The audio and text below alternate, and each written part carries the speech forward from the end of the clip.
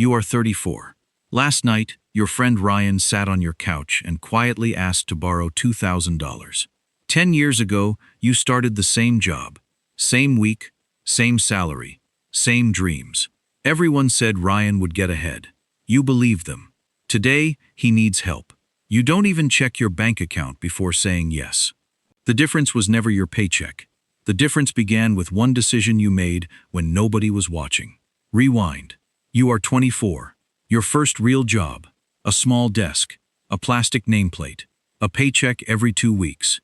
For the first few hours, it feels like progress. Then the rent leaves. The car payment follows. Subscriptions. Coffee. Takeout.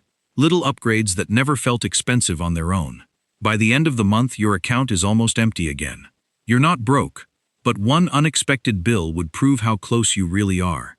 A few months later, you get a raise. Friends congratulate you.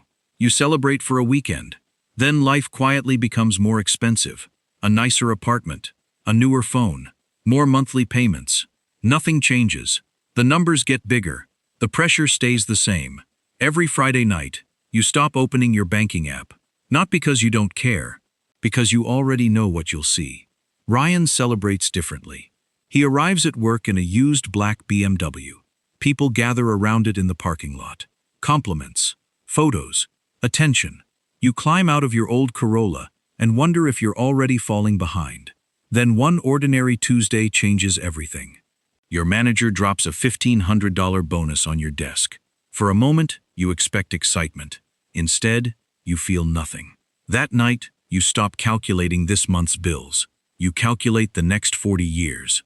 The answer is unbearable. The next morning, an older coworker notices you staring into your coffee. He smiles and says, "Most people spend their whole lives trying to look successful." Then he pauses. Very few ever become free. You never forget those words. The next payday arrives. For the first time in your life, you pay someone before paying your bills. Your future, not your landlord, not your bank. You move a small amount into an investment account. Then you forget about it. Nobody notices. Not your friends. Not your coworkers. Not even Ryan. 2 years pass. Your life barely changes on the outside. The same Corolla. The same apartment. The same job. Ryan's life looks completely different. A newer watch. A bigger apartment. Weekend trips. A promotion. Every photo he posts looks like proof that he's winning. One Friday night, 12 friends meet for dinner. Someone just bought a condo.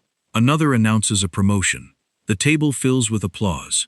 Then someone asks you, "So, what's new with you?" You smile. Honestly, not much. The conversation moves on before your drink arrives. Driving home, you feel something you never expected.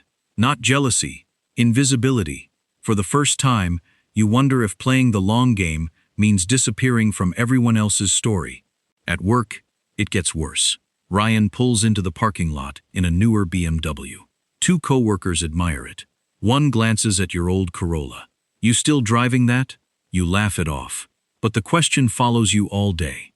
That evening, you open your investment account. The balance has grown. Not dramatically. Just enough to remind you that something is happening beneath the surface. No one will congratulate you for it.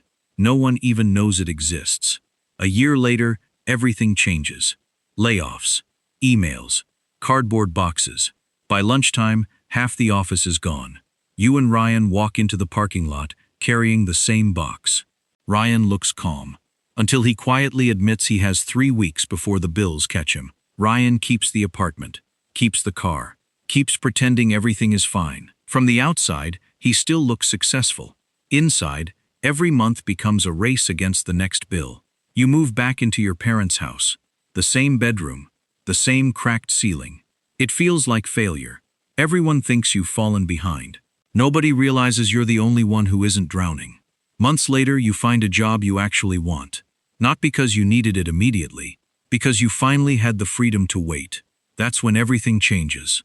A flat tire becomes an inconvenience, not a crisis. A bad boss becomes someone you can leave, not someone you must obey. One evening, you open the old drawer. The paper is still there. The date you circled 10 years ago has already passed.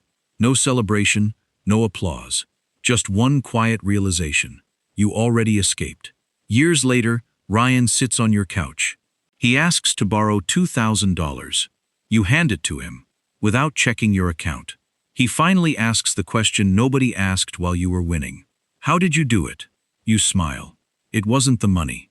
It was deciding to stop performing for people who were never keeping score. Most people spend their lives trying to look successful. Very few spend those years becoming secure. The race doesn't end when you get rich. It ends the moment you stop running for someone else's approval.